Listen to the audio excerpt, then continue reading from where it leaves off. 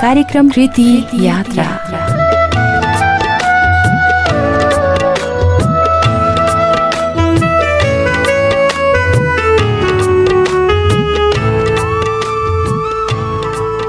नमस्कार श्रोता मित्र, यहाँलाई हार्दिक स्वागत छ कार्यक्रम कृति यात्रामा। म हुँ उर्मिला र मलाई प्रविधिमा साथ दिँदै हुनुहुन्छ प्राविधिक मित्र सागर अधिकारीले र तपाईँ सुन्दै हुनुहुन्छ रेडियो हिमालय 99.7 मेगाहर्ट्ज मार्फत कार्यक्रम कृति यात्रा आउने गर्दछ हरेक बिहिबार राति 9 बजेदेखि 10 बजेसम्म र पुनः प्रसारण शुक्रबार मध्याह 12 बजेदेखि 1 बजेसम्म।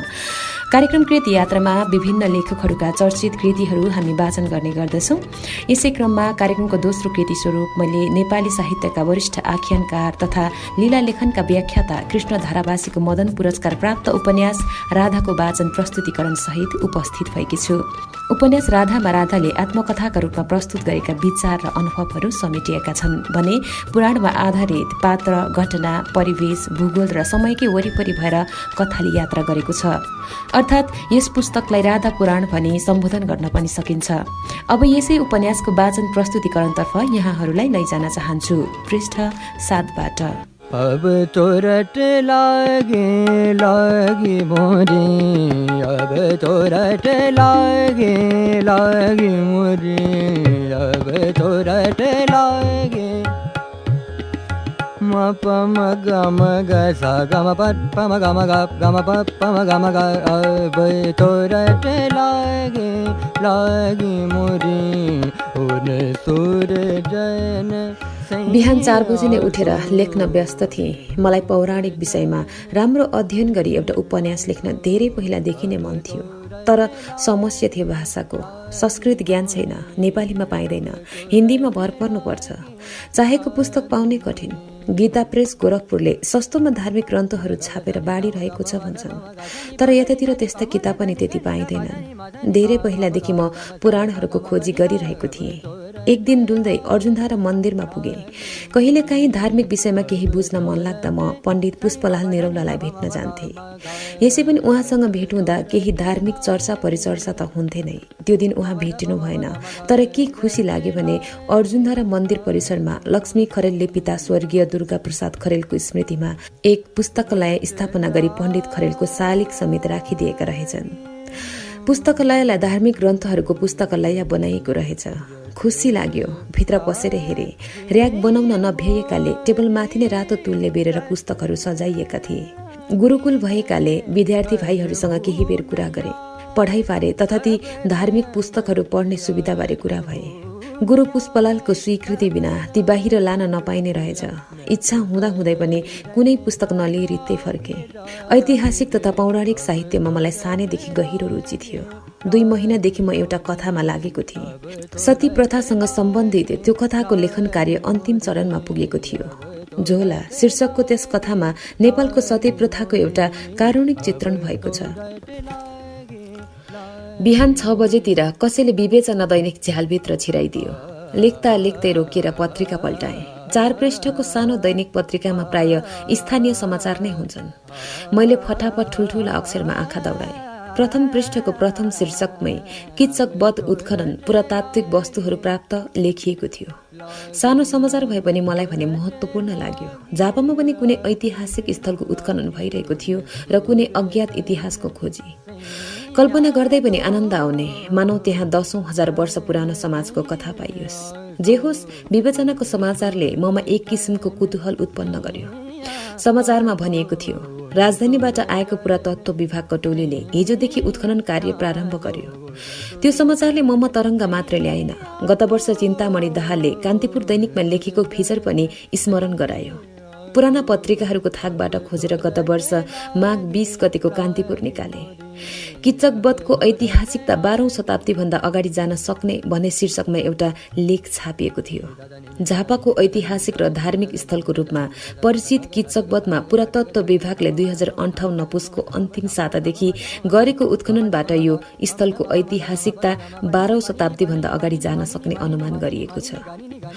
उत्खननबाट हालसम्म प्राप्त पुरातात्विक सामग्रीहरूले यो ठाउँ मध्यकालीन कुनै गढ हुन सक्ने निश्चित भएको छ भने महाभारत कालसम्म पनि पुग्न सक्ने अनुमान गरिएको छ।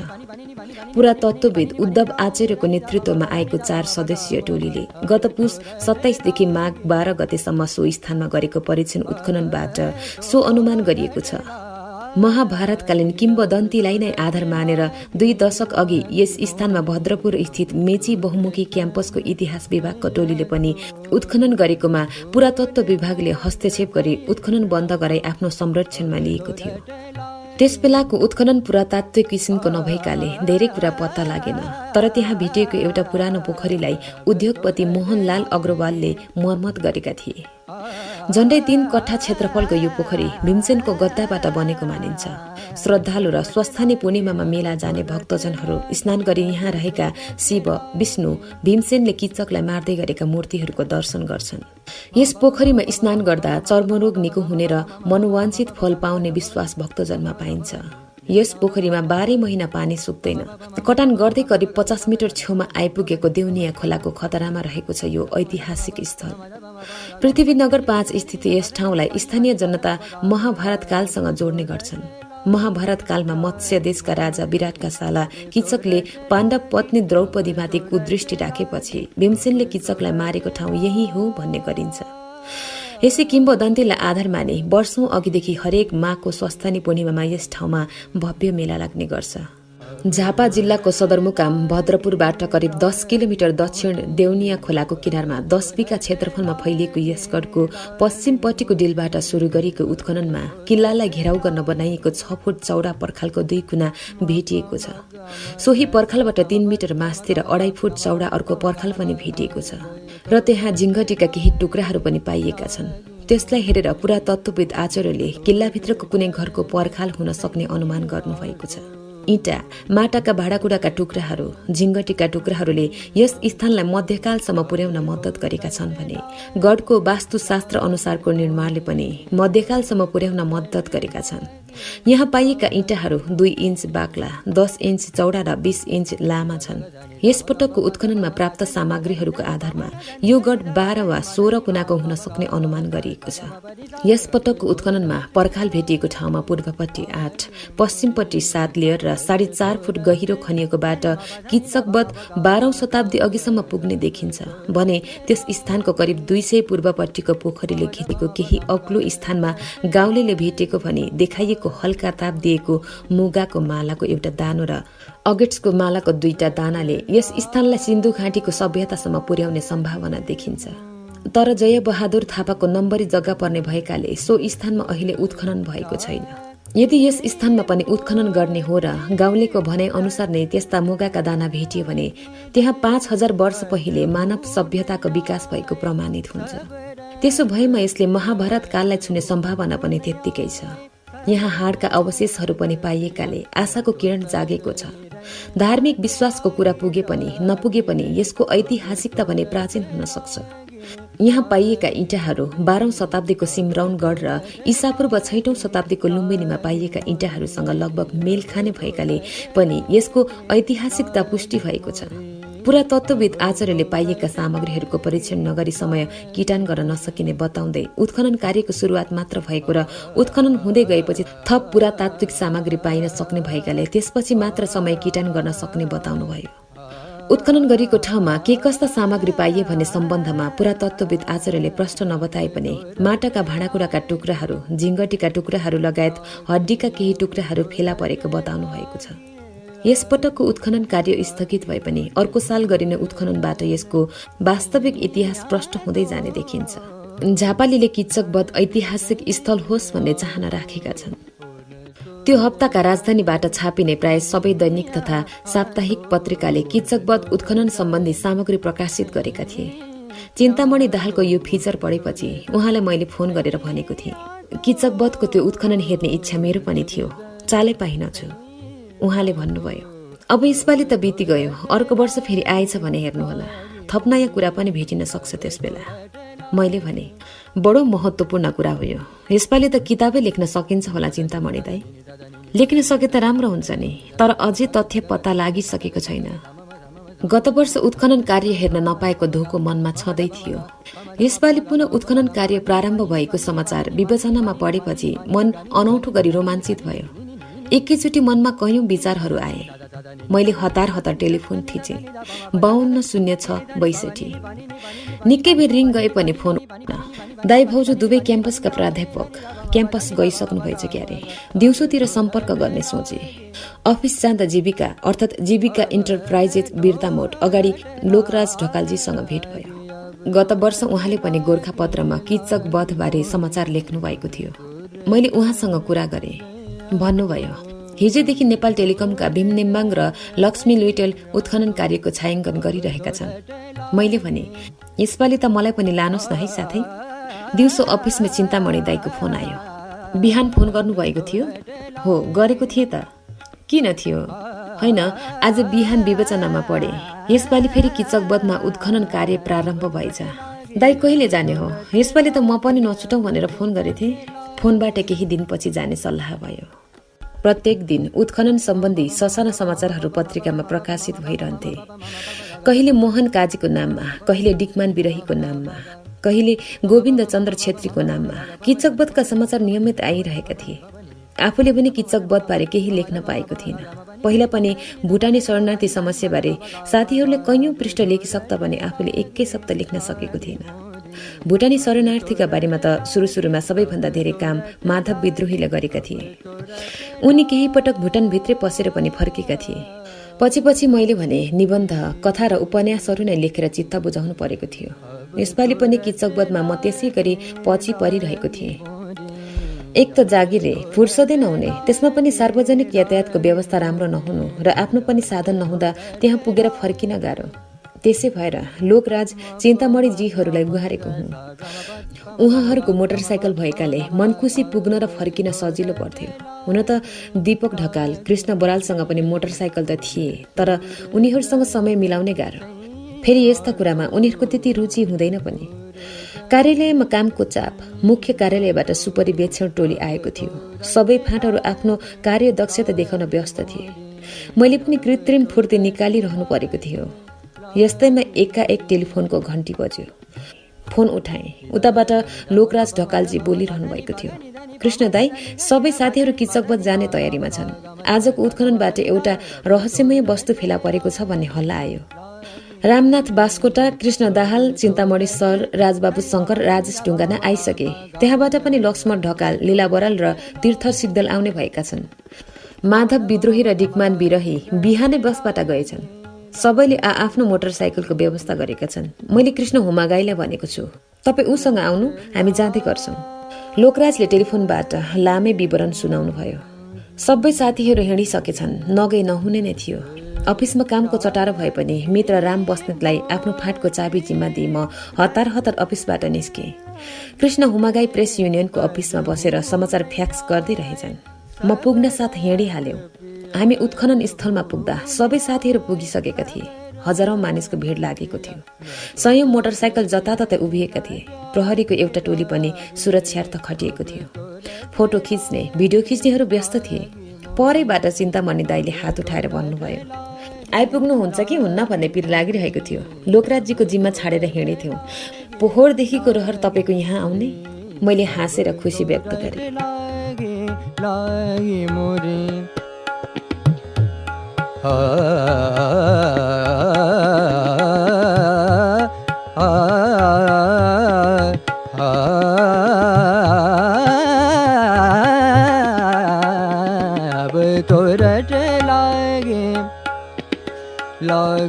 अब तो रट लागे रुन सुर जन सैया तो जन सैया। एकपल्ट हुमागाई र मैले उत्खनन स्थलको परिक्रमा गर्यौं। उत्खनन कार्य भइरहेको थियो। बडो सतर्कसँग अलिअलि गर्दै ब्लेडले दारी काटे चाहिँ जतनले माटो हटाउँदै खनेर कुनै चोट नपारी उत्खनन गर्नु पर्दो रहेछ। हेर्दा झर्को लाग्दो काम साह्रै ढिलो पनि। केही सानो कुरा भेटे कत्रो कुतूहल हुने, खन्ने हेर्ने सबैलाई। तर त्यहाँ भेटिएका कुनै पनि वस्तुमा कसैले हात लगाउन छुन पाउँदो रहेनछ। उत्खनन टोलीका प्रमुख उद्धव आचार्य प्रत्येक वस्तुलाई गम्भीरतापूर्वक अध्ययन गर्दै व्यवस्थित गरिरहनुहुन्थ्यो। मलाई भने मनमा कता कता पुरानो युगतिर फर्कन लागेछै हुन्थ्यो। ती प्रत्येक वस्तुसँग विगत समाजको कल्पना गर्दै मनलाई आनन्दित गरिरहेको थिएँ। कति बेला लाग्थ्यो त्यसकालका सुन्दरी रूपसीहरूको आत्मा पनि यतै हावामा तैरिरहेको होला। तिनीहरूले गाएका गीतका ध्वनिहरू, नाचका तालहरू, चुराका आवाजहरू सबै यसै वायुमण्डलमा कतै तरङ्गित भइरहेका होलान्। त्यसकालका वीर योद्धाहरू, युवकहरू, वृद्ध र बालकका पाइलाले स्पर्श गरेको यो भूमि कति ऐतिहासिक छ। जब कुनै मुगाको मालाको एउटा दानो भेटिन्थ्यो, मान्छेहरू सिङ्गो मालाको कल्पना गर्दै त्यसलाई धारण गर्ने सुन्दरीका छाती र स्तनको अनुमान गर्थे। जब कुनै माटाका भाँडाका खपटाहरू भेट्थे, पाकशालाको अनुमान लगाउँथे। मलाई भने एउटा सिङ्गै समाजले नै छोइरहेको थियो। अनुमान गरिँदै गरेको 5000 वर्ष पुरानो र त्यसको अवस्थालाई म कल्पना गरिरहेको थिएँ।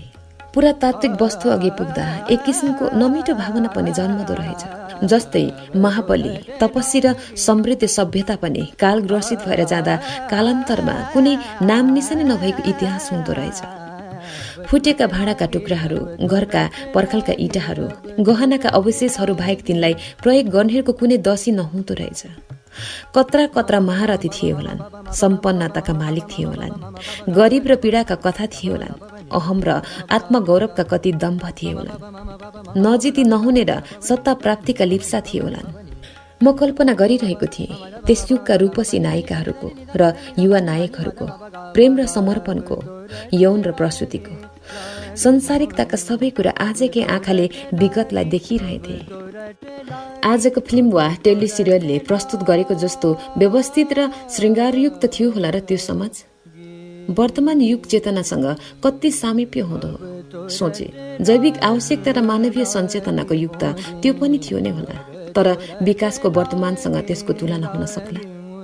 अझ दिक्क लाग्दो कुरो त के थियो भने माटोमा मक्काउन नसकेका वस्तु त्यहाँ भेटिन्थे, जोसँग मात्र अनुमान र कल्पना थियो। कुनै दसी वास्तविक सूचना दिन सक्ने औपचारिक सन्देशहरू ती प्राप्त सामग्रीहरूसँग थिएनन्। मानिसहरू झुण्ड झुण्ड भएर कुरा गरिरहेका थिए। त्यहाँ एक प्रकारको मेला नै लागेको थियो। जेरी र मुरै किचक बदको स्मरणीय खाना मानिदो रहेछ। त्यहाँ स्थापित अस्थायी पसलहरूमा प्राय जेरी र मुरै नै पाइन्थ्यो। मुरै र पकौडामा झुत्तिने मान्छेहरू पनि थिए। मानिसका अनेक अनुमान त्यहाँ प्रसारण भइरहेका थिए।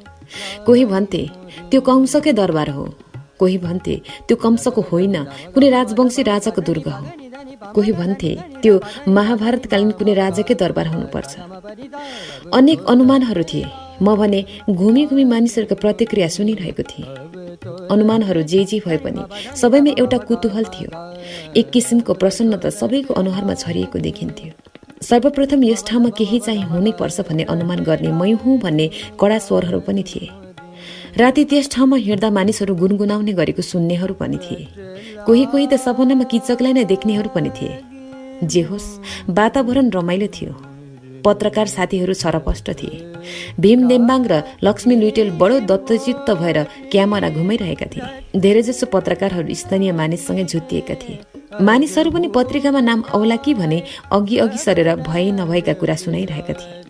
उत्खनन स्थलभन्दा अलि पर रहेको दुर्गा मन्दिरमा पेटीभरि आइमाई केटाकेटीहरू बसेका थिए। मन्दिरको ढोका खुल्लै थियो र आउने प्राय सबै मानिसहरू एउटा दुईटा फुलका थुङ्गा चढाउँदै ढोग्ने गर्थे। 2-4 रुपैयाँ पैसा चढाउने मान्छेहरूको संख्या पनि बढेको थियो। विशेष अवस्थामा बाहेक त्यति नपुजिने त्यो मन्दिर पनि हराभरा थियो। यत्रो दिन राम्ररी पूजापाठ नगरेकोमा पश्चाताप गरे चाहिँ देखिन्थे मानिसहरू। मन्दिरको बरण्डाको एउटा कुनामा एउटा साधु धुमधुम्ती बसिरहेको थियो। उसका थोत्रा झोली झ्याम्टा त्यही छेउमा असरल्ल थिए। निकै वर्ष खाए जस्तो लाग्थ्यो हेर्दा। केश राति सेतै फुलेका थिए। अग्लो मोटो थियो शरीर। चाउरी परे पनि झरिलो थियो अनुहार। मुखभित्र दाँतहरू बलियै जस्ता लाग्थे। शरीरभरि बिगुत खसेको हेर्दा भने ननुहाएको फोहोरी जस्तो लाग्ने। निधारको बीचमा एउटा पुरानो घाउ थियो, निको नभएको। बेला बेला हात हल्लाएर निधारका छेउतिर उडी आउने झिङ्गा धपाउँथ्यो। कसैले साधुलाई हिन्दीमा केही भन्थे। साधु हाँस्थ्यो तिनीहरूतिर फर्किएर। साधुको हेराइ र हाँसो बडो गम्भीर र अर्थपूर्ण लाग्थ्यो। त्यो घाउ बाहेक त्यसको व्यक्तित्व साह्रै आकर्षक थियो। मानिसहरूको चापमा त्यो पनि त्यसै साँघुरिएर बसिरहेछै लाग्थ्यो। 8-10 दिनदेखि कतैबाट आएर त्यहाँ बस्न थालेको रहेछ त्यो साधु। साधुहरू आउने जाने गरिरहन्छन्, तिनको थर ठेगाना केही हुँदैन। तिनीहरूसँग परिचय लिनुको पनि कुनै अर्थ छैन। संसारिकतासँग विरक्त भएर हिँडेका तिनीहरूको अब कुनै परिचय नै हुँदैन। अघिल्लो जीवनलाई परित्याग गरी हिँडेकाले मानिसहरू त्यस्ताको खोजी पनि गर्दैनन्। मैले छेउबाट निकै बेर अवलोकन गरेँ साधुलाई। साधुहरू मलाई त्यसै रहस्यपूर्ण लाग्छन्। आफूलाई आफैदेखि विरक्त गराई यो भेष धारण गर्न तयार हुनुपर्ने तिनको मनस्थितिको कल्पना गर्छु म। त्यस्तो कठोर मनस्थितिको सिर्जना कसरी हुन्छ मान्छेभित्र? आफूले आफैभित्र आफ्नै विरोधमा त्यति कठोर हुन मानिस कसरी सक्छ? यो त एक किसिमको आत्महत्या नै हो। आफ्नै इच्छा आकांक्षाहरू, जहान, परिवार, समाज, धन सम्पत्ति, सुखशैल सबैलाई त्यागेर मोह मायाबाट विरक्त भई अर्कै संसारतिर हेलिनु सानो साहस होइन। जीवनभरिको आफ्नो परिचयलाई आफैले मेटेर हिँड्नु सजिलो छ र? आफूले आफैलाई बनाउन मानिस कति सङ्घर्ष गरिरहेको हुन्छ। धेरै बेर हेरिरहे साधुलाई। हेर्दा हेर्दै मनमा कता कता लाग्यो, यो सामान्य मान्छे होइन, केवल कमण्डलु बोकी मागी खाने साधु मात्र होइन। एकाएक मानिसको समूहमा हलचल पैदा भयो। मानिसहरू उत्खनन स्थलतिर कुदेर जान थाले। एकछिनमा यस्तो भइरहन्थ्यो। उत्खननकर्ताहरूले कुनै चिज भेटेर त्यसलाई गौर गरेर हेर्न थाल्ने बित्तिकै भिड त्यतातिर आकर्षित हुन्थ्यो। मतगणना स्थलमा छिनछिनमा मत संख्या बताउने मानिस बाहिर निस्केपछि हुने हलचल जस्तै। धेरै जसो मानिस भने आफ्नै गफमा मस्त थिए। कोही महाभारतको कथा यसरी भनिरहेका थिए, मानव तिनी भर्खरै उतैबाट आएका हुन्। कोही यसरी गीताको व्याख्या गर्दै थिए, मानव तिनी स्वयं भगवान कृष्ण हुन्। समाज भनौँ न यही हो जस्तो लाग्थ्यो मलाई त्यहाँ। किचक बधमा पहिलोपल्ट 2038 सालमा आएको थिएँ म दाई सागर वनसँग। त्यसबेला उनी पृथ्वीनगरमा एउटा मिल चलाएर बसेका थिए। ससुराली पनि यति भएकाले यतै थियो उनको बसाई। म 2 रात जति यस ठाउँमा बस्दा घुम्ने सिलसिलामा किचक बध आएको थिएँ। त्यसबेला पनि मानिसहरू यसका बारेमा किम्बदन्ती सुनाउँथे। यसको वास्तविक किम्बदन्ती नै शुद्ध महाभारतकालीन कथामा आधारित छ। मनमा खासै पत्यार नलागे पनि त्यसको प्रतिवाद गर्ने ठाउँ थिएन मेरो। जताततै इँटाका टुक्राहरू छरिएका थिए। सागर दाई भन्थे, मानिसहरूले यहाँका इँटा घर घरै लगेका छन्। चुलो बनाउने काममा यस इँटाको प्रयोग गर्छन् मानिसहरू। मैले भनेको थिएँ, कुनै कालमा यहाँ इँटा भट्टा थियो होला। मेरो अपत्यार सागर दाईले बुझेका थिए। सागर दाई र मेरो उमेरमा निकै फरक थियो, तर पनि उहाँ र म बीच केही यस्तै कुराहरू थिए मिलाउने।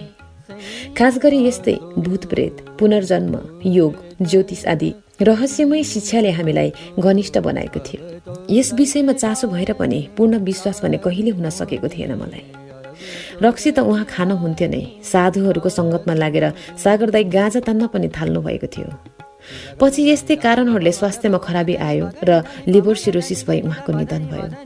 उहाँको निधनमा साह्रै दुःख लाग्यो। ससाना छोराहरू त्यसै टुहुरा भएका थिए। कता कताबाट म त्यत्तिकै सागर दाईलाई स्मरण गर्न पुगेछु। त्यसै मन भावुक भएर आएछ। यस्तैमा फेरि मानिसहरू उत्खनन स्थलतिर केन्द्रित भए। यसपालि त्यता झुत्तिनेहरूको भिड निकै बाक्लो थियो। अघि कति बेलादेखि आइपुगेर मलाई खोजिरहेका लेखनाथ भट्टराई र भूमिलाल राजवंशी पनि म भएकै ठाउँमा आइपुगे। कृष्ण र त हिँडिहालेछौ, म छुट्टी गएँ नि, देखेकै थिएन। भूमिजीसँग भेट भएर पाएँ। कहाँ छन् अरू साथीहरू? लेखनाथले सोध्यो। सबै छरिएका छन्, म भने त्यसै यही भिडभित्र रमाइरहेको छु। मैले साधुतिर देखाउँदै भने, काल दाई हेर त त्यो साधुलाई राम्ररी, कस्तो उज्जर छ त्यसको अनुहार, अनौठो व्यक्तित्व छ नि त्यसको। लेखनाथ टहल्दै साधुको छेउमा पुग्यो। निकै बेर साधुको अवलोकन गरी फर्क्यो र भन्यो, वास्तवमा यो साधु सामान्य साधु होइन है केटा, यो आफै पनि कुनै विशिष्ट अनुसन्धानकर्ता जस्तो लाग्छ। त्यही त म अघिदेखि यसैको अध्ययन गरिरहेको छु। कताबाट लोकराज्य पनि आइपुगे। हाँस्दै भने, हेड सर पनि आइपुग्नु भएछ, कतिखेर? सबैले छाडिहाले, के गर्ने त, आए नि जसरी भए पनि। लोकराज्यले भने, होइन त्यहाँ त अनौठो चिज प्राप्त भयो भन्दैछन् नि। मानिसहरूको निकै भिड हुनाले छिर्नै सकिएन। के भेटियो भन्छन्? खै एउटा फलामको बाकस भेटियो भन्छन्। निकालिसकेको छैन, खन्दैछन्।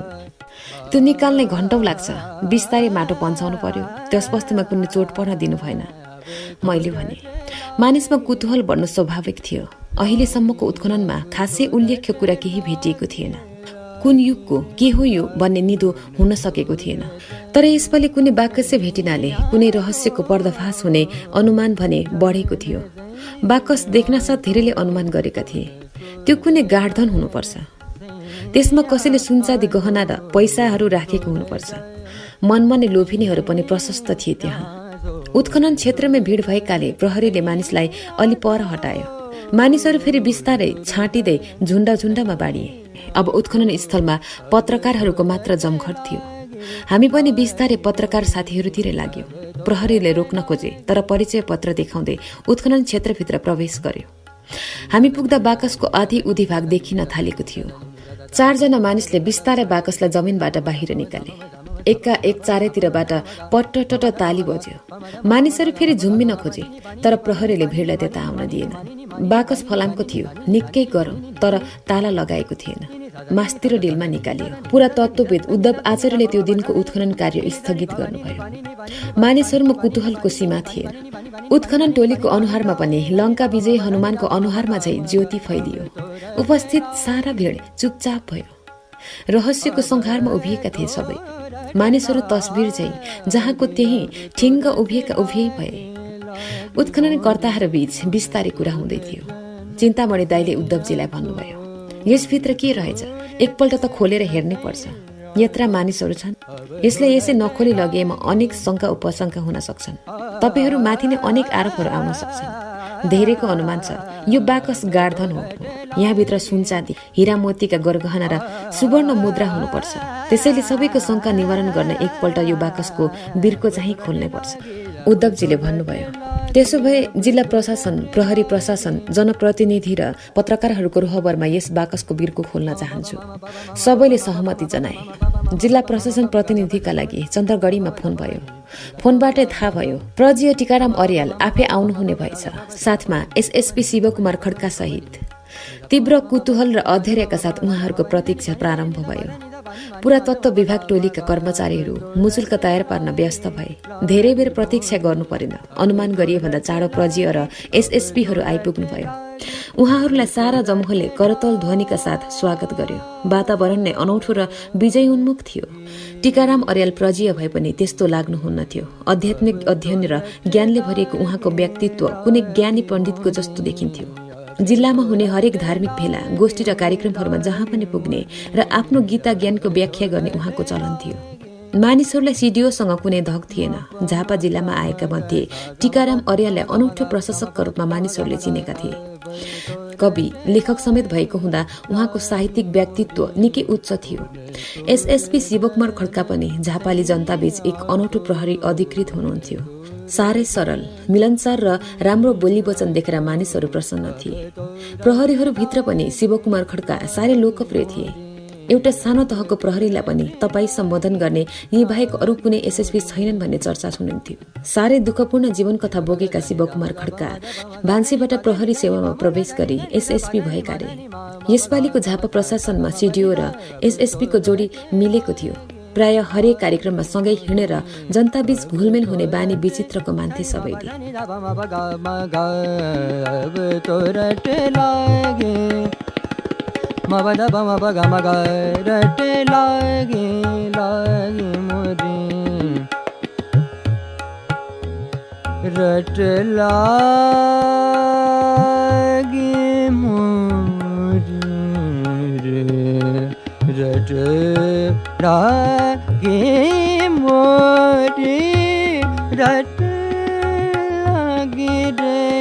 अज हू नैया सब रंग पियाज हू नैया। दुवै प्रशासकको उपस्थितिपछि स्थानीय निवर्तमान जनप्रतिनिधि र पत्रकारहरूले पनि मुचुल्कामा सही गरे। पत्रकारहरूको तर्फबाट पत्रकार महासंघ, झापाका निवर्तमान सभापति रामनाथ बास्कोटा र वर्तमान सभापति माधव विद्रोहीले सही गरे। बिस्तारै बाकस खोलियो। खिया लागेको फलामे बाकस खोल्न निकै कसरत गर्नु पर्यो। बिर्को भुइँमा राखेपछि सबैका आँखा अटी नअटी बाकसभित्र पसे। कुतु झन्झन बढिरहेको थियो। उद्धवजीले बिस्तारै बाकसको माथिल्लो भागको कालो परत हटाउन खोज्नुभयो। त्यो देखिएको कालो परत भनेको त कपडा रहेछ, मक्काएर धुलो भइसकेको। कपडाको त्यो धुलो मुनि केही कडा वस्तु थियो। उहाँले बिस्तारै त्यसलाई पाखा निकाल्न खोज्नुभयो। बाकसभित्रको पोकोलाई बडो मेहनत गरेर बिस्तारै बाहिर झिकियो। त्यसलाई पोको पारेको कपडा धुलोको रूपमा भुइँमा थुप्रियो। कपडाभित्रको वस्तु हेर्दा कुनै धातुका पातला पाता जस्ता लागे। कागजका पाना जस्ता ती पाताहरूमा केही लेखिएका जस्तो देखियो। देख्नेहरू सबैका अनुहार उज्याला भए। केही महत्त्वपूर्ण जानकारी पाउने सम्भावना बढेको थियो। कसैले भन्यो, धन्य, यदि यो बाकसमा द्रव्य मात्र भएको भए हामी तथ्य कुरा थाहा पाउने थिएनौं। अब केही कुरा यो लिखितले बताउँछ नै। एक एक गर्दै बिस्तारै ती प्लेटहरू छुट्याएर अलग गरियो। तिनीहरू एक अर्कामा टाँसिएका थिए। भाँचिएलान्, अक्षर मेटिएलान् भन्ने ठूलो चुनौती थियो। निकै बेर पछि उद्धवजीले प्लेटलाई एक एक गरी छुट्याउनु भयो। छेउमा उभिएका प्रज्य टीकाराम अर्यालले आफ्नो अध्यय प्रस्तुत गर्दै एउटा प्लेटलाई बिस्तारै उठाएर पढ्न खोज्नुभयो, तर सक्नु भएन। उहाँले त्यसमा प्रयोग गरेको लिपि नै बुझ्न सक्नु भएन। परबाट हेर्दा देवनागरी जस्तै देखिने त्यो लिपि नजिकबाट हेर्दा अर्कै थियो, बुझ्नै नसकिने। लिपि नबुझिएको कुरा व्यापक भएपछि मानिसहरूको कुतूहलमा केही शिथिलता आयो, केही निराश छायो। हामी पत्रकारहरूलाई पनि त्यति मजा आएन। धक फुकाएर लेख्ने इच्छा त्यत्तिकै कुण्ठित हुन लागेको थियो। कसैले के लिपिको नाम दिए, तर टुङ्ग्याउने भने कसैसँग थिएन। सबै मानिसहरू अलमल्ल परे। उद्धवजीले भन्नुभयो, अब यसलाई काठमाडौँ लगेर विशेषज्ञहरूद्वारा अनुवाद गराउनुपर्छ। ती पाताहरूलाई फेरि त्यसै गरी बाकसमा सुरक्षितसँग थन्क्याउने तर्खर हुन लाग्दा कता कता मलाई झल्यास्य एउटा सोच आयो। मैले प्रज्यसँग भने, सर, ऊ त्यो मन्दिरको बरन्डामा एउटा अनौठो साधु बसेको छ। त्यो कोहीसँग बोल्दो रहेनछ। 8-10 दिनदेखि त्यो साधु यहाँ छ भन्छन्। कहिले माग्नु नजाने, गाउँलेले ल्याएर दिएको फलफुल खाने गर्छ अरे। को हो, कहाँबाट आएको, कसैलाई थाहा छैन। हेर्दा धेरै उमेर खाए जस्तो देखिए पनि हट्टाकट्टा तन्दुरुस्त छ। मलाई त्यो साधु साधारण मागी खाने र गृहस्थबाट विरक्त भई हिँडे चाहिँ लाग्दैन। त्यस्ता त ज्ञानी पनि पो हुन्छन् त। एकपटक त्यसलाई यो देखाइ हेर्दा के होला? कतै त्यसले यो लिपि बुझ्ने पो हो कि? एकछिन कोरिएर उहाँले भन्नुभयो, ठिक भन्नुभयो कृष्णजीले, यस्ता महात्माहरू ज्ञानी पनि हुन्छन्। के भो त, एकपल्ट उहाँलाई देखे हेरौँ न। प्रज्यको स्वीकृतिपछि लेखनाथ र म साधुको छेउमा गयौँ। मैले भने, महात्मा जी, आपको सीडीओ साहब बोला रहे हैं, क्या आप कष्ट करेंगे? किन नसक्नु, जाउँ। उनले त कति शुद्ध नेपालीमा पो जवाफ दिए। म त लाजले भुतुक्क भएँ। जुरुक्क उठेर उनी हाम्रा पछि लागे। कति दिनदेखि उनले यो सारा गतिविधि देखिरहेका थिए, चुपचाप। मानिसहरूको कुरा पनि सुनिरहेकै थिए। मानिसहरूले हेपेर बुझ्दैन भन्ने सम्झी ककसले के भनिरहेका पनि थिए। मौन साधक ती साधुको बोली र व्यवहारले मलाई झन् विश्वास बढ्यो। यी साधारण मान्छे होइन। मैले अघि गएर टीकाराम अर्यालजीलाई साधुबारे छोटैमा बताउँदै नेपाली नै रहेछ भनिदिए। नजिकमा आइपुगेका साधुलाई नमस्कार गर्दै अर्यालजीले भन्नुभयो, स्वामीजी, यहाँ अनौठो वस्तु फेला पर्यो। यी अक्षरहरू हामीले पढ्न सकेनौं। लिपि नै बेग्लै परे जस्तो छ। कतै तपाईँले पढ्न सक्नुहोला कि भनेर कष्ट दिए। साधुले एउटा प्लेट उठाएर एक क्षण घुरिएर हेरे र फरर पढ्न थाले। नबुझिने भाषामा तिनी बरबराएको सुन्यौं हामीले। हामी खुसीले उत्तेजित पनि भयौं। प्रज्य अर्यालले त झन् चकित हुँदै भन्नुभयो, कृष्णजी, तपाईँले गजब उपाय सोच्नु भएछ, धन्यवाद। त्यसपछि उहाँले साधुलाई भन्नुभयो, स्वामीजी, अब तपाईँले हामीलाई प्लेटमा लेखिएका कुरा वाचन गरेर अर्थ लगाइदिनु पर्यो। साधु एकछिन गम्भीर भए। एकछिन तिनले आँखा पनि चिम्ले अनि हुन्छ भन्ने स्वीकृतिमा टाउको हल्लाए। एकाएक मानिसहरूमा उल्लास भरियो। ठूलो आवाजमा तालीको गडगडाहटले सारा किचक बध परिसर ध्वनिमय भयो। एकाएक अब साधु साराको केन्द्रबिन्दु बनेका थिए। अघिसम्म कसैले महत्त्व नदिएको, चासो नदिएको व्यक्ति एकैछिनमा सबैभन्दा बढी चासोको केन्द्र भयो। अब त्यहाँ प्रज्य टीकाराम अर्याल र शिवकुमार खड्कालाई पनि मानिसहरूले बिर्से। मन्दिर परिसर खाली गरियो र चकटी, बोरा, झल्ला आदि ल्याएर ओछ्याइयो। एउटा खाट र त्यसमाथि सानो गलैँचाको व्यवस्था भयो। केही कुर्सीहरू पनि भेला भए। एकैछिनमा त्यहाँ एउटा पुरानो स्थल चाहिँ वातावरण तयार भयो। सयौं मानिसहरू, एकापट्टि पुरुष र अर्कापट्टि महिला छुटिएर बसे। प्रज्य, एसएसपी तथा केही विशिष्ट व्यक्तिहरूलाई अलग्गै कुर्सीमा राखियो। हामी पत्रकारहरू पनि एकातिर मिलेर बस्यौं। स्वामी महाराज खाटमाथि गलैँचामा पलिटी कसेर ध्यानमग्न भए। निकै बेर प्राण आयामा बसे जे आँखा चिम्लिरहे। त्यत्रा धेरै मानिसहरू कोही एक शब्द बोलिरहेका थिएनन्। पर खेतमा काम गर्न गएकाहरू पनि हस्याङ फस्याङ गर्दै मन्दिरतिर आइरहेका देखिन्थे। मैले अघि गएर टीकाराम अर्यालजीलाई साधुबारे छोटैमा बताउँदै नेपाली नै रहेछ भनिदिए। नजिकमा आइपुगेका साधुलाई नमस्कार गर्दै अर्यालजीले भन्नुभयो, स्वामीजी, यहाँ अनौठो वस्तु फेला पर्यो। यी अक्षरहरू हामीले पढ्न सकेनौं। लिपि नै बेग्लै परे जस्तो छ। कतै तपाईँले पढ्न सक्नुहोला कि भनेर कष्ट दिए। साधुले एउटा प्लेट उठाएर एक क्षण घुरिएर हेरे र फरर पढ्न थाले। नबुझिने भाषामा तिनी बरबराएको सुन्यौँ हामीले। हामी खुसीले उत्तेजित पनि भयो। प्रज्य अर्यालले त झन् चकित हुँदै भन्नुभयो, कृष्णजी तपाईँले गजब उपाय सोच्नु भएछ, धन्यवाद। त्यसपछि उहाँले साधुलाई भन्नुभयो, स्वामीजी अब तपाईँले हामीलाई प्लेटमा लेखिएका कुरा वाचन गरेर अर्थ लगाइदिनु पर्यो। साधु एकछिन गम्भीर भए, एकछिन तिनले आँखा पनि चिम्ले अनि हुन्छ भन्ने स्वीकृतिमा टाउको हल्लाए। एकाएक मानिसहरूमा उल्लास भरियो। ठूलो आवाजमा तालीको गडगडाहटले सारा किच्चक बध परिसर ध्वनिमय भयो। एकाएक अब साधु साराको केन्द्रबिन्दु बनेका थिए। अघिसम्म कसैले महत्त्व नदिएको, चासो नदिएको व्यक्ति एकैछिनमा सबैभन्दा बढी चासोको केन्द्र भयो। अब त्यहाँ प्रज्य टीकाराम अर्याल र शिवकुमार खड्कालाई पनि मानिसहरूले बिर्से। मन्दिर परिसर खाली गरियो र चकटी, बोरा, झल्ला आदि ल्याएर ओछ्याइयो। एउटा खाट र त्यसमाथि सानो गलैँचाको व्यवस्था भयो। केही कुर्सीहरू पनि भेला भए। एकैछिनमा त्यहाँ एउटा पुरानो स्थल चाहिँ वातावरण तयार भयो। सयौं मानिसहरू एकापट्टि पुरुष र अर्कापट्टि महिला छुटिएर बसे। प्रज्य, एसएसपी तथा केही विशिष्ट व्यक्तिहरूलाई अलग्गै कुर्सीमा राखियो। हामी पत्रकारहरू पनि एकातिर मिलेर बस्यौं। स्वामी महाराज खाटमाथि गलैँचामा पलिटी कसेर ध्यानमग्न भए। निकै बेर प्राणायाममा बसे जे आँखा चिम्लिरहे। त्यत्रा धेरै मानिसहरू कोही एक शब्द बोलिरहेका थिएनन्। पर खेतमा काम गर्न गएकाहरू पनि हस्याङ फस्याङ गर्दै मन्दिरतिर आइरहेका देखिन्थे। स्वामीजीका अघि खाटमाथि दुईजनाले उचालेर फलामको बाकस राखे र त्यस बाकसमाथि नै ती पाताहरू राखिदिए। स्वामीजीले आँखा खोले। उनका अघि हजारौं नरनारी भक्तिभावपूर्ण ढंगले उनैतिर ध्यान केन्द्रित गरिरहेका थिए। एउटी वृद्धाले एक अञ्जुली फूल ल्याएर त्यस बाकसको पातामाथि राखी ढोकिदिए। कसैले मन्दिरभित्र धूप सल्कायो र दुईटा धूपकाँटी ल्याएर स्वामीजीका अगाडि एउटा केराको कोसामा गाडिदियो। स्वामीजीले नबुझे भाषामा केही मन्त्र पाठ गरे। स्वामीजीको त्यो मन्त्र बुझ्न टीकाराम अर्यालजीले कान निकै तिखा पार्नु भएको देखे, तर उहाँले बुझेको संकेत पाइन। संस्कृतमा आचार्यसम्म गर्नुभएका अर्यालजीलाई पनि जोगीको उच्चारण अबोध्य थियो। कसले हो एउटा टेप रेकर्ड ल्याएर स्वामीका अगाडि राखे। माधव विद्रोहीले पनि आफ्नो सानो रेकर्ड झिके। माधवजी, क्यासेट निकै चाहिएला जस्तो छ यसलाई। तुरुन्तै सल्लाह भयो। माधवले एउटा साथीलाई आफ्नो मोटरसाइकलको चाबी दिई 4वटा क्यासेट लिन भद्रपुर पठाए। मलाई त्यो पूर्ण पाठ टेप गर्न मन थियो। माधवजीले सहयोग पुर्याउने भए। खुसी लाग्यो। गम्भीर अवस्थामा स्वामीजी बोले, उपस्थित मान्यजनहरू, एकाएक यो कष्टपूर्ण कार्यको जिम्मा लिन पुगेको छु। अहिले निकै अप्ठ्यारो लागेको छ मलाई। धेरै वर्ष अघिको कुरा रहेछ यो, हजारौं वर्ष अघिको। यसका कति अक्षरहरू मेटिएका पनि छन्। म कोसिस गर्नेछु वाचन गर्न। तपाईहरूले हल्ला नगरी ध्यानपूर्वक सुनिदिनु भए मात्र म यो काम गर्न सकौला। पहिलोपल्ट स्वामीको आवाज सुनिरहेका थिए मानिसहरू।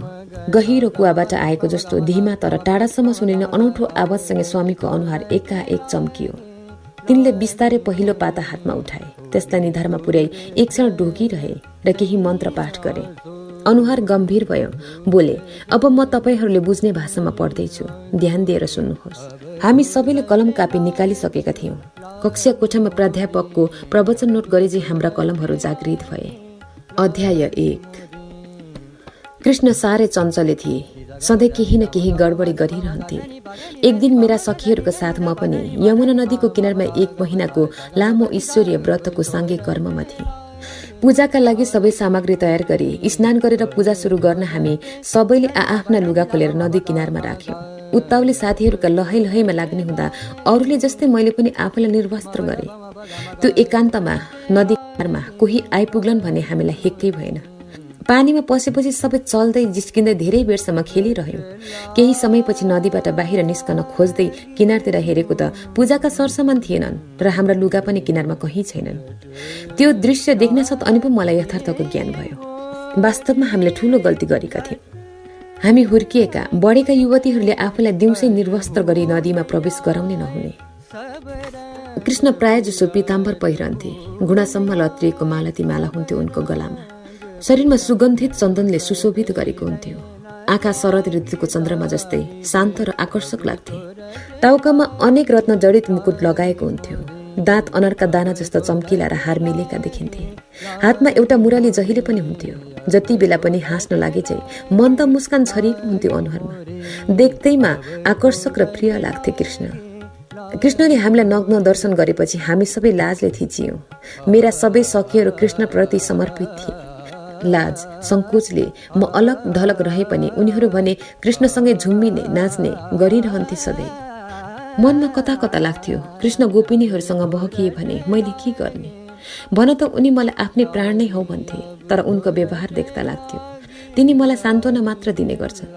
हामीले पूजा सकेपछि कृष्ण र उनका साथीहरूलाई पनि प्रसाद दियौं। त्यसबेला कृष्णले मेरा सबै सखीहरूलाई सम्बोधन गर्दै भने, तिमीहरू सबै मेरा प्राणप्रिय हौ, तिमीहरू सबैसँग मेरो प्रेम जीवन्त छ। कृष्णको कुरा सुनेर मन खिन्न भयो, तर केही बोलिन। उनले के सोचेर हो मलाई आफ्नो गलामा लगाएको मूल्यवान सुन्दर क्रीडा कमल र मालतीको माला गलामा झिकेर लगाइदिए। म भाव विभोर भएँ, आँखा चिम्लेर उभिरहे। गोपिनीहरू यो दृश्य देखेर अलमल्ल परेका थिए। कता कता मनमा प्रसन्नताको घडा भरिएर पोखिएला चाहिँ भएको थियो। मेरो मनमा कृष्णप्रति उम्रिएको शङ्काको निवारण भएको थियो, तर केही क्षणपछि नै मेरो प्रसन्नतामा पुनः खिन्नता पलाएर आयो जब उसले अरू गोपिनीहरूलाई पनि आफ्ना गलाका मालाहरू उतारेर पालै पालो लगाइदिन थाले। त्यसै आँखाहरू रसाएर आए, तर त्यसलाई मैले प्रकाशित हुन दिइन।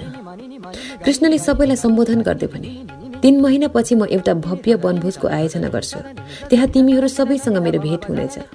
हामी वृन्दावनको त्यो सुरम्य वनमा रातभरि रासक्रीडा गर्नेछौँ। त्यसमा तिमीहरू सबै भाग लिन्छौ भन्ने आशा गर्छु। कृष्णको कुरा सुनेर गोपिनीहरू खुसीले चम्किला देखिए, तर म मनमा नै मुर्झाइ चाहिँ हुँदै गए। कृष्णको ऐकान्तिक सामिप्यका लागि सधैँ तडपिरहने मलाई त्यो सामूहिक रासक्रीडाको योजनाले ठूलो धक्का जस्तो लाग्यो। अझ छुट्टिने बेलामा उनले थपे, हे गोपिनीहरू, तिमीहरू र ममा कुनै भेद छैन। म जस्तो हुँ त्यस्तै हो तिमीहरू पनि। तिमीहरू मेरा प्राण हौ। जन्म जन्मान्तरदेखि म तिमीहरूको हुँ। कृष्णको यो पछिल्लो कुरा सुनेपछि मलाई आफू उभिएकै ठाउँ फाँसिँदै बासिँदै गए जस्तो लाग्न थाल्यो। रिङ्गटा लागे जस्तो हुन थाल्यो। त्यस्ता प्रिय सखी सबै आफ्ना दुश्मन जस्ता देखिन थाले। 3 महिनापछि चैत्र शुक्ल त्रयोदशीको रात चन्द्रमा आकाशमा झलमल्ल लागेको थियो। वृन्दावनमा अनेक जातका फूलहरू फुलेर जंगलले बास्नमय थियो।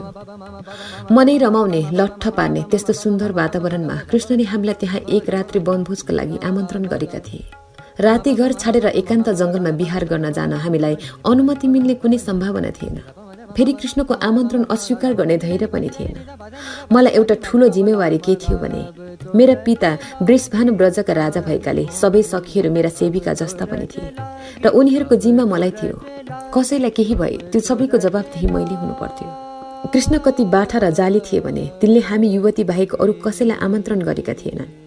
फेरि रातको समयमा जंगलको बीचमा आयोजित भोजलाई सहज रूपमा हेर्ने कुरा पनि थिएन। मलाई त मनमा एक विश्वास र अठोट नै थियो, अन्तिम प्राप्ति भनेको उनै थिए। उनीलाई यो जीवन सुम्पिसकेकी थिए मनमा नै। त्यसैले घरबाट कुनै अप्ठ्यारो परे पनि कृष्णै जानुन् भन्ने लागेको थियो। तर अरूका बारे पो मैले बढी चिन्ता लिनुपर्ने भयो। मनमा एक खालको पीर पनि थियो। कृष्ण चञ्चले छन्। उनी जोसँग पनि जति बेला पनि आकर्षित भइसके गर्छन्। मेरा सखीहरू कति त मभन्दा राम्रा र सुन्दरी पनि छन्।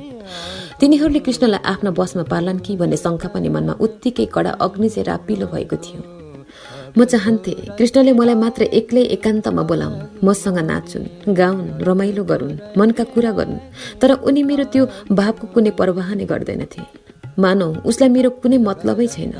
बेला बेला जब म एकान्तमा एक्लै टोलाउँथे त्यसबेला उनी छेउमा आएर हाँस्दै जिस्क्याउँदै अत्यन्त गहिरो माया दर्शाउँथे र सबै मनको भ्रम मेटाउँथे। म आँखाभरि आँसु पार्दै उनलाई एकहोरो हेरिरहन्थे। मन दोधार हुँदै बिस्तारै घरबाट बाहिर निस्के। सबैतिर सुनसान थियो। मानिसहरू प्राय सुत्ने तर्खरमा लागेका थिए। दिउँसै सल्लाह भए अनुसार गाउँकै छेउको ठूलो पिपलको रुखको फेदमा एक एक गर्दै जम्मा हुँदै गयो। मेरा 37 सखीहरू भेला भइसकेपछि जंगलतिर लाग्यो। सुशीला भने मनमा नै डराइरहेकी थिए। बाटाभरि मसँग बिस्तारै गनगनाइरहे। उसलाई त्यहाँ आउन पाएकोमा खुसी र पश्चाताप दुवै थियो। आमा बुबाले राति कहाँ गएकी थिइस् भनेर सोधे, के जवाब दिने? समाजका अघि कसरी अनुहार देखाउने? एउटा कृष्णका लागि हामीले यति धेरै किन हत्या हालेको? लोकले के भन्ला? उसका मनमा पीरहरू धेरै थिए। सुशीला राम्रै मात्र होइन, बुद्धिमान पनि थिए। उनी सबै कुरा साह्रै चाँडो बुझ्थे। मेरी सबैभन्दा प्रिय सखी हुँदाहुँदै पनि प्रतिस्पर्धी जस्ती थिए ऊ। मलाई भित्र कता कता सुशीलाप्रति शङ्का र आरिस पनि लाग्थ्यो। ऊ म भन्दा राम्रै थिए। हाँस्दा उनका ओठ र दाँतले देखाउने सुन्दरता त तिनै लोकमा सायद तुलना थिएन होला। सौतेनी भाव जस्तो हुन्थ्यो उप्रति मेरो। तर फेरि सुशीलालाई म एकैछिन छोड्न सक्दिनँ थिएँ, किनभने ऊ कृष्णबारे जहिले पनि मिठा मिठा चर्चा गरिरहन्थे। मलाई मनपर्ने कुराहरू गरेर उसले आफूतिर सधैँ आकर्षित गर्थे। उसलाई थाहा थियो राम्रैसँग म कृष्णलाई प्राणले प्रेम गर्छु। मेरो प्रेमको प्रशंसा गर्दै ऊ आफ्नो प्रेमको चर्चा गर्थे। मनमा लाज, डर, धक सबै बोकेर हामी जंगलतिर लागेका थियौं। चैत्र शुक्ल त्रयोदशीको रात चन्द्रमा अत्यन्त सुन्दर भएर आकाशमा चम्किरहेको थियो। आकाशमा बादलको एक टुक्रा कतै देखिँदैन थियो। नीलो आकाश गहिरो समुद्र जस्तै फैलिएको थियो शिरमाथि। म त्यसै बहलिने त्यो वातावरणले हामीलाई त्यत्तिकै सम्मोहित गर्न लागेको भान हुन्थ्यो। वनमा पुगेपछि हामी सबैले त्यहाँको तयारी देख्यौं। आश्चर्यचकित भयौं, तर लाग्थ्यो सयौं मानिसहरूले बडो मेहनतका साथ त्यस स्थललाई सजाएका हुन्। अनेक सुगन्धित फूलहरूको महक हावामा फैलिएको थियो। रुखमा नयाँ पालुवा पलाएर सारा जंगलले भर्खरै सुत्केरी भएकी सुन्दर युवतीले नुहाई धुवाई स्निग्ध भएझै लाग्थ्यो। रातमा बास बसेका चराचुरुङ्गीहरू पनि आफ्ना गुणमा गीत गाइरहेथे। उत्का लागि गाडिएको थियो। खाद्य सामग्रीहरू तथा पाकशालाको व्यवस्था थियो। तर व्यक्ति एक्लो कृष्णलाई देखेर हामी अल्लमल्लमा पर्यो। हुन त त्यो रातको समयमा एकान्त जंगलमा अनेक पुरुषको उपस्थिति हाम्रा लागि असुरक्षित हुन्थ्यो नै होला।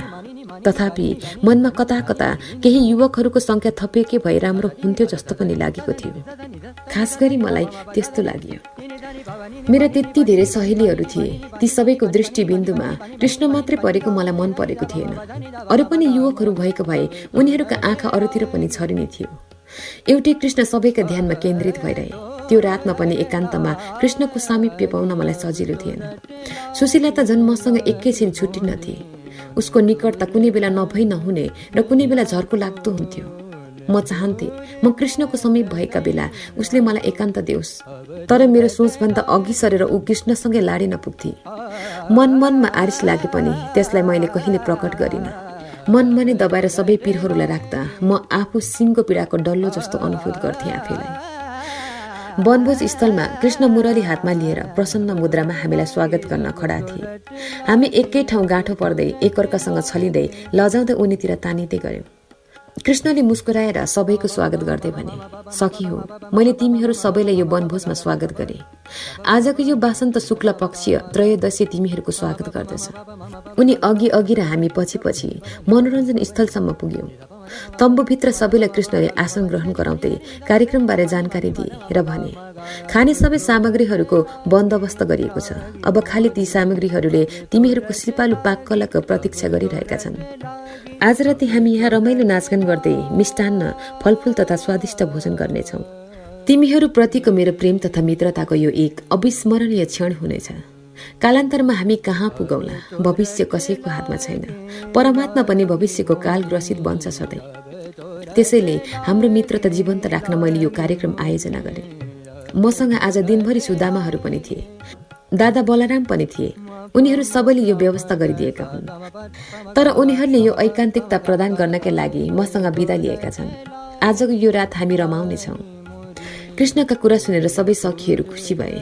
सुशीलाले कानमा भने, राधे हेर्न कृष्ण मोरो कस्तो बाटो। सबै साथीहरू ढाँटढुट गरेर बिदा गरेछ। हामी केटीहरूसँग मात्र एक्लै रमाइलो गर्न सबैलाई फकाएर पठाएछ। उसको मुख थुन्दै भने, मोरी त्यसो नभन्, उसले हाम्रै खुसीका लागि त्यसो गरेका हुन्। यहाँ धेरै केटा भएको भए हामीलाई गाह्रो पर्ने थिएन। तर कृष्ण भए जति सबै केटी आफ्नै प्रेमिका बनुन् भन्ने ठान्छन्। तँलाई थाहै छैन लाटी, कृष्ण एकदमै स्वार्थी छन्। सुन्दर र राम्रो वस्तु सबै आफै मात्र भोग गरौँ भन्ने सोच्छन्। सोचे पनि त्यसरी भोग गर्न सकिन्छ त? किन सक्नु पर्यो? मनले सोचेर भावनामा मात्र भोग गरेर पनि त आनन्द लिन सकिन्छ नि।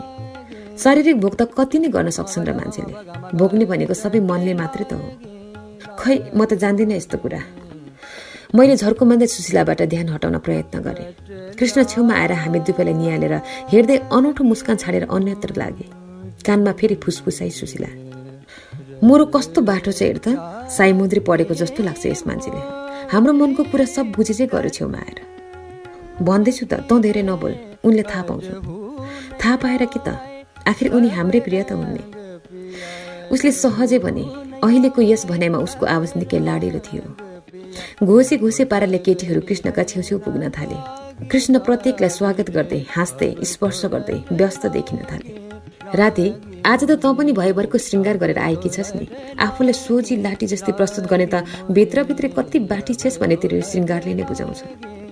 मेरो रूपको चर्चा गरेकाले मनमा भित्रभित्र खुसी लागे पनि कता कता लाज लागेर आयो। त्यसलाई लुकाउन कृत्रिम दर्शाउँदै साइजे भने, फुर्क्याउनु पर्दैन तैँले मलाई, तँलाई जस्तो रङ्गिन पनि आउँदैन मलाई। देख्दिनस् कृष्ण मलाई एक नजर पनि राम्रो नहेरी अरू केटीहरूसँग मस्की मस्की रमाइरहेका छन्। यही त तेरो भ्रम हो। त ज्यादै शङ्कालु र आरिसी छिस्। त बाहेक अरू युवतीसँग कृष्णले बोल्नै नहुने ठान्छेस्। कृष्ण राम्रा छन्, सुन्दर छन्, जसलाई पनि आफ्नै हुन्छै लाग्छन्। कृष्णले नै सबैलाई आफूतिर तान्छन्। कृष्णको यो सबैसँग समान रूपले घुलमिल हुने स्वभाव कसलाई मन पर्दैन भन्छ? उनको सङ्गीत कला, मुरलीको धुन, नृत्य शैली, मुस्कान सबै मन पर्ने नै छ त। अनि के गर्नु हामीले? यहाँ पनि त उनले तँलाई मात्र बोलाएको भए र त मात्र आएकी भए हुने थिएन? तँलाई हामी बिना नहुने, कृष्णलाई पनि हामी सबै चाहिने। मैले त्यस्तो नराम्रो के भनेर सुशीला चित्त दुख्ने कुरा? मेरो मन पनि आफ्नो बसमा छैन आज। यो रातको जुनेली एकान्त, यो सुन्दर र मनमोहक नवपालुवाले भरिएको जङ्गलमा एउटा कृष्ण मात्र हामीसँग छन्। एउटै कृष्णले हुन्छ त सबैलाई? प्रत्येकलाई एक एक कृष्णको रहर छैन? किन छैन? हामी सबैलाई एकैचोटि यहाँ त्यसै बोलाएको होला नि त। एक फन्को लगाएर कृष्ण फेरि हाम्रो नजिक आएर बोले, राधा किन लाठी जस्तो एकै ठाउँमा खम्बा बनी गाडिएर उभिएकी? यो आजको रमाइलोको नेतृत्व तिमीले गर्नुपर्छ। तिमी यस्तै सुस्त भयो भने त यो सारा तयारीको के मतलब हुन्छ? हिँड। उसले मेरो हात समातेर डोर्याउँदै तम्बु बाहिर लगे। एकछिनसम्म सुशीलाले पछ्याए।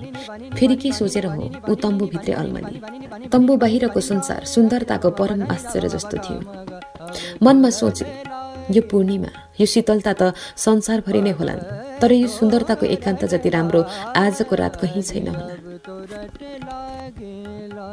केही पर एकान्तमा पुगेर उभिएपछि कृष्णले मेरो हात छाडेर एकहोरो मेरो अनुहार हेर्न लागे। मैले कृष्णका आँखासँग आफूलाई उभ्याउनै सकिनँ।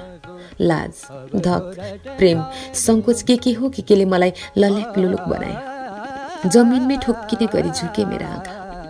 कृष्णले बिस्तारै आफ्नो हातले मेरो चिउँडो माथितिर उठाइ मेरा आँखामा एकहोरो हेर्दै भने, राधा म तिम्रो मनको सबै कुरा बुझ्छु। तिम्रो इच्छा पनि मलाई थाहा छ र तिम्रो शङ्का पनि म बुझ्छु। तर तिमी निश्चित बस र आजको यो रमाइलोमा सामेल हो। मैले कृष्णको अनुहारमा एकटकले हेरेँ। त्यस्तो राम्रो सुन्दर पुरुषको त कस्तै कलाकारले पनि कल्पना गर्न सक्दैन। हेर्दा हेर्दै शरीर त्यसै शिथिल भयो। मैले कृष्णको छातीको आड लिँदै आफ्नो टाउको उनको छातीमा अडाइदिए। कृष्णले एउटा हातले पिठ्यूमा र अर्को हातले कपालमा स्पर्श गरी मलाई आधार दिएर भने, राधा तिमी साथीहरू माझ गई एउटा रमाइलो सङ्गीतमय वातावरण तयार गर। एक चरण रमाइलो गरी पाक कार्यमा लाग्नुपर्छ, फेरि नाचगान गर्नुपर्छ। आजको रात हामी यही छर्लङ्ग पार्नेछौँ। मलाई कता कताबाट स्फूर्ति बढेर आयो। एक शब्द नबोली अत्यन्तै प्रसन्न मुद्रामा म साथीहरू बीच पुगे। सबैले कर्की आँखाले व्यङ्ग्यपूर्ण भावमा मेरो स्वागत गरे। उनीहरूको अघि पुग्दा एकपल्ट भित्र कहाँबाट वात्त लाज पलाएर पनि आयो, तर त्यसलाई मैले आफ्नो चञ्चलताले छोपिदिएँ। मैले सुशीलालाई अलिओरा तानेर कृष्णसँग भएका कुरा सुनाएँ। मेरा कुरा सुनेर उनी खुसी भए र कता कता उदास जस्ती पनि देखी। मैले कृष्णले अराएका सबै कुरा भन्दै त्यसको सञ्चालनको जिम्मा उसैलाई दिएँ। सुशीलाले सहजै स्वीकार गरे। विनोदी स्वभावकी भएकी सुशीला केही न केही गरी हँसाइरहन्थे। खास गरी म उदास भएका बेला मलाई यथार्थमा ल्याउने साथी उही थिए। सुशीला सबैलाई जम्मा गरेर उद्घोषण गर्न थाली। पर कुनामा हातमा मुरली बोकेर उभिरहेका कृष्ण मुसुमुसु हाँस्दै सुशीलाको प्रस्तुति हेरिरहेका थिए। ममा पनि सुशीलामा जस्तो विनोदी स्वभाव भएको भए, हँसाउन सक्ने भएकी भए आज यो सभा आफै सञ्चालन गरिदिउँ भन्ने लागिरह्यो। निकै बेर नाचगान भइरह्यो। पालै पालो सबैले नाचे, पालै पालो सबैले गीत गाए। कसैले हाँस्ने अभिनय गरेर मुर्छा पारुलाज गरी हँसाए। कृष्णले पनि बडो अभिरुचिका साथ एकजनालाई सम्बोधन गर्दै आफ्नो कला देखाउन प्रोत्साहित गरिरहे। अन्त्यमा मैले पनि ननाची भएन।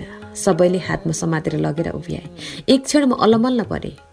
मनमा कता कता त्यसै लाज लागेको थियो।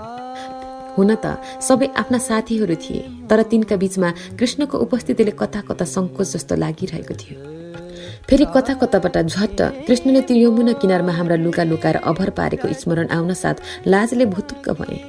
आज यस्तरी रङ्गिएर ठाटिएर आएकाहरूको त्यो दिन निर्वस्त्र कृष्णका अघि जमिनमै जोतिएको शिर लिएर उभिएका थिए। अलि पर उभिएर एकटक मलाई नै हेरिरहेका कृष्णले भने, राधा तयार भयो? अब म मुरली बजाउँ? मैले हुन्छ को टाउको हल्लाएँ। कृष्णको ओठमा मुरलीले स्पर्श गर्यो। ती लामा लामा सुरिला औँलाहरू मुरलीको पालमा यसरी नाच्न थाले जसरी आफ्नो नृत्यमा संसारै बिर्सेर नाचिरहेकी हुन्छन् नैनका। म पनि सम्मोहित भई चाहिँ नाच्न थालेँ।